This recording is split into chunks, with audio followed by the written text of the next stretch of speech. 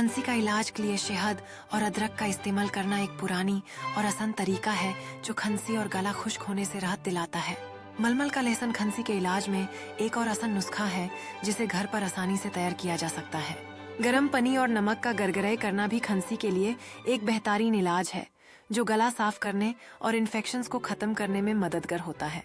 इन नुस्खों का इस्तेमाल करने से आप खांसी से जल्दी आराम पा सकते हैं और अपने गला को सुकून दे सकते हैं। हर घर में ये आसान और घरेलू नुस्खे मौजूद हैं जो आपको खुद को खुद से इलाज करने का मौका देते हैं।